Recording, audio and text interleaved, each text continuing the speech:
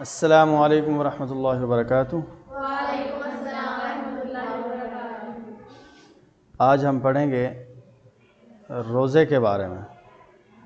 اس میں 5 مختصر سوالات ہیں، ان کے جوابات دینے ہیں۔ تو آپ کو اس کے پیٹرن کا پتہ ہی ہے کہ 12 سوال مختصر کرنے ہوتے ہیں جن کے 24 نمبر آتے ہیں، ہر سوال 2 نمبر کا ہوتا ہے۔ تو ہم ریڈنگ بھی کریں گے۔ ریڈنگ کرنے کا مقصد ہوتا ہے کہ آپ کو الفاظ درست بولنے آ جائیں، اور ایک دفعہ ریڈنگ پڑھ لیں گے تو بہت سارے سوالات آپ خود سے بھی ان کا جواب دے سکتے ہیں۔ تو چلیں شروع کرتے ہیں۔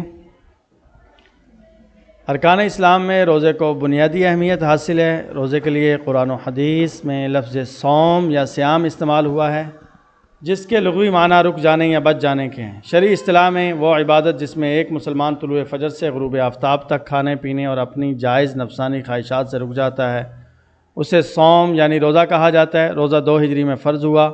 ارشاد باری تعالیٰ ہے، یا ایھا الذین آمنوا کتب علیکم الصیام کما کتب علی الذین من قبلکم لعلکم تتقون۔ اے ایمان والو، تم پر روزہ رکھنا فرض کیا گیا ہے جس طرح تم سے پہلے لوگوں پر فرض کیا گیا تھا، تاکہ تم نافرمانی سے بچ سکو۔ مذکورہ بالا آیت مبارکہ میں روزہ کے فرض ہونے کے ذکر کے ساتھ ساتھ روزے کے اولین مقصد تقوی اور پرہیزگاری کا بھی ذکر کیا گیا ہے۔ سفر اور مرض کے علاوہ روزہ ہر عاقل بالغ مسلمان مرد و عورت پر فرض ہے۔ روزے کا مقصد چونکہ پرہیزگاری کا حصول ہے، اس لیے کھانے پینے سے رکنا ہی روزے کا تقاضا نہیں، بلکہ جسم کے تمام اعضاء کو اللہ تعالیٰ کی نافرمانی سے روکنا بھی روزہ ہے۔ نبی کریم صلی اللہ علیہ وسلم کا فرمان ہے، جو شخص جھوٹ اور بیہودہ بولنا اور جھوٹ پر عمل کرنا نہ چھوڑے تو اللہ تعالیٰ کو اس کے کھانے پینے کو چھوڑ دینے کی ضرورت نہیں ہے۔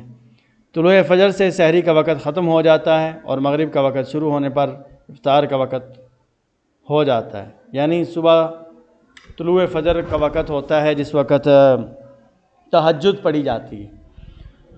تو اور روزے کا وقت کب تک رہتا ہے، یعنی کب تک آپ نے کچھ کھانا پینا نہیں ہے، جائز چیزوں کو بھی چھوڑ دینا ہے، تو وہ ٹائم ہوتا ہے جب سورج غروب ہو جائے، مغرب کا ٹائم ہو جائے تو روزے کا ٹائم بھی اس وقت روزہ افطار کا ٹائم بھی ہو جاتا ہے۔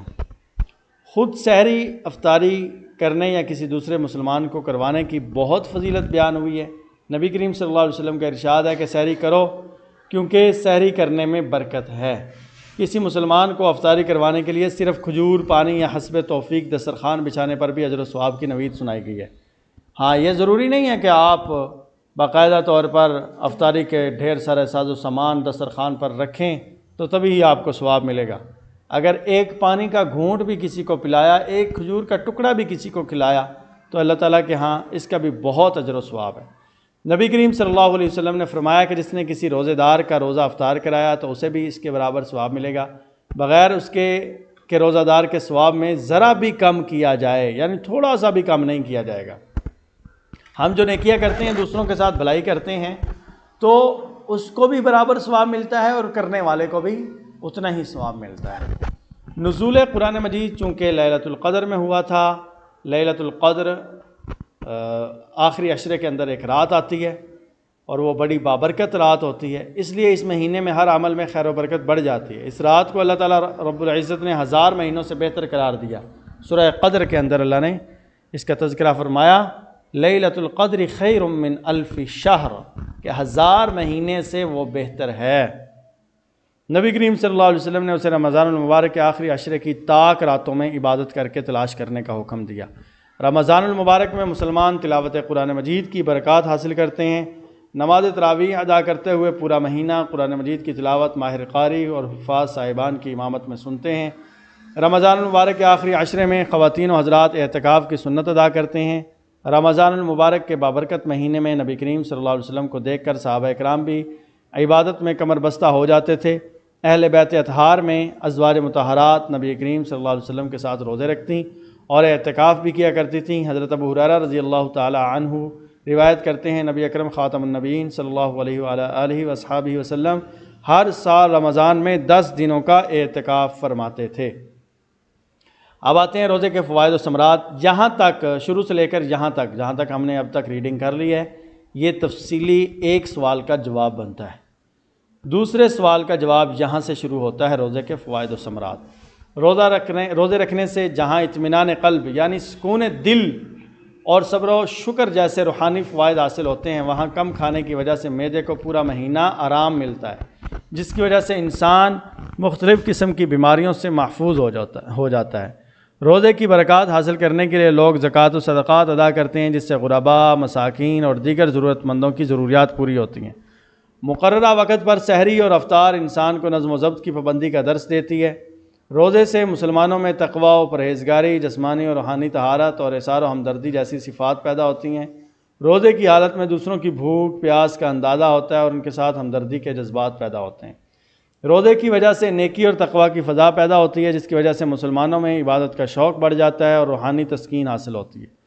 ہمیں چاہیے کہ ہم رمضان المبارک میں کثرت سے صدقات و خیرات کا اہتمام کریں تاکہ معاشرے کے نادار اور غریب افراد کی مدد ہو سکے اور وہ بھی عید الفطر کی خوشیوں میں شریک ہو سکیں۔ رمضان المبارک میں کثرت سے عبادت کرنی چاہیے تاکہ ہم اللہ تعالیٰ کو راضی کر کے اپنی بخشش کروا سکیں اور دنیا آخرت میں کامیابی حاصل کر سکیں۔ ہمیں رمضان المبارک کے معمولات کو سال بھر جاری رکھنا چاہیے۔ اب آتے ہیں درست جواب کا انتخاب کریں۔ تو اس کا جواب دیکھیے کہ ایک سوال پڑھتا ہوں، اس کا جواب بھی دیتا ہوں، تو اس پر نشان لگا لیں آپ۔ قرآن مجید کے مطابق روزے کا سب سے اہم مقصد ہے تقویٰ کا حصول۔ سب سے اہم مقصد تقویٰ کا حصول ہے۔ دوسرے نمبر پر ہے وہ روزہ اللہ تعالیٰ کی بارگاہ میں مقبول نہیں جس میں جھوٹ اور فحش گوئی شامل ہو۔ یہ اس کا آنسر ہے۔ الف، پہلے کا بھی الف ہے اور دوسرے کا بھی الف ہے۔ تیسرے سوال کا جواب، رمضان المبارک میں بھوکا پیاسا رہنے سے انسان کے اندر جذبات پیدا ہوتے ہیں، ہمدردی کے جذبات پیدا ہوتے ہیں۔ ظاہری بات ہے کہ جب بندہ خود بھوکا رہتا ہے تو پتہ چلتا ہے کہ بھوک ہوتی کیا ہے۔ جو بندہ خود بھوکا ہی نہیں رہتا تو اس کو کیسے پتہ چلے گا کہ بھوک کس بلا کا نام ہے۔ چوتھا سوال، مقررہ وقت پر سحر و افطار کرنے سے انسان میں صفت پیدا ہوتی ہے صبر و تحمل کی۔ پانچواں سوال، رمضان المبارک میں بھوکا پیاسا رہنے سے انسان کو دوسروں کے بارے میں احساس ہوتا ہے بھوک پیاس کا۔ تو تقریباً اس سارے سبق کے جو جوابات ہیں وہ الف کے اندر ہی ہیں۔ پہلے کا بھی الف، دوسرے کا بھی، تیسرے کا، چوتھے کا، پانچویں کا۔ یہ ہو گئے ہمارے مشقی سوالات، یعنی ایم سی کیوز ہو گئے۔ اس کے بعد ہم پڑھیں گے مختصر جواب دیں مختصر سوالات کا۔ تو کم از کم یہ جب جواب دے رہے ہوتے ہیں تو 2 سے 2.5 لائنوں کا جواب ہونا چاہیے۔ کوئی اس کو بعض دفعہ تو ایسا ہوتا ہے کہ اس کا جواب جو سوال ہوتا ہے نا، سوال کے اندر ہی آدھا جواب ہوتا ہے، بس آپ نے ایک لفظ استعمال کرنا ہے۔ مثال کے طور پر آپ سے اگر کوئی پوچھ لے کہ صوم کا معنی مفہوم کیا ہے، تو آپ صوم کا مطلب روزہ بس اتنا لکھ دیں، ایسا نہیں ہے، بلکہ پورا بنا کر لکھیں کہ صوم کو عربی زبان کے اندر روزے کو صوم یا صیام کہا جاتا ہے، تو پورا جواب بنا کر لکھیں۔ تو سب سے پہلا سوال ہے صوم کا معنی مفہوم تحریر کریں۔ دوسرا سوال، روزے کے انسانی صحت پر کیا اثرات مرتب ہوتے ہیں؟ روزہ انسان کو پابندی وقت اور نظم و ضبط کا کس طرح درس دیتا ہے؟ رمضان المبارک میں کی جانے والی مالی عبادات کون سی ہیں؟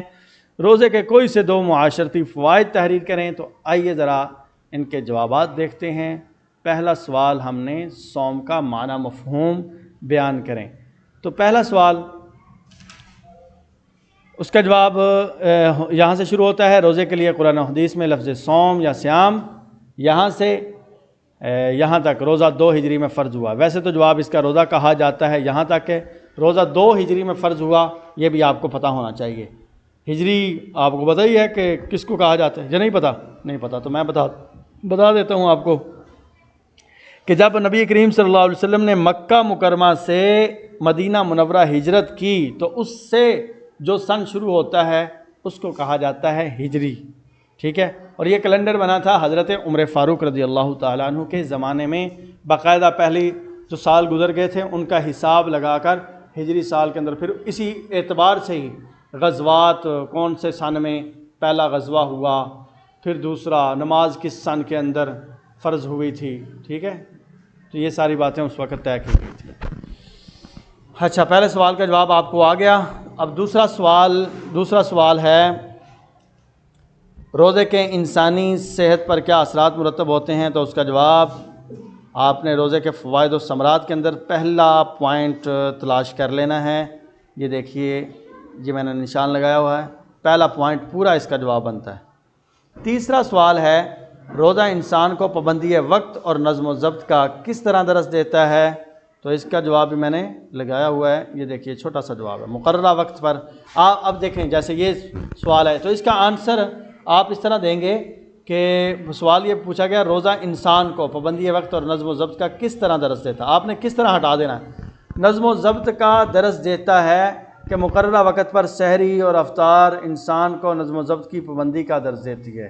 ٹھیک ہے، مطلب شروع میں آپ تھوڑا سا لگا لیں گے کہ روزہ انسان کو مقررہ وقت پر سحری اور افطار، اس طرح بنا لیں گے آپ اس کے بعد. چوتھا سوال ہے کہ رمضان المبارک میں کی جانے والی مالی عبادت کون سی ہے؟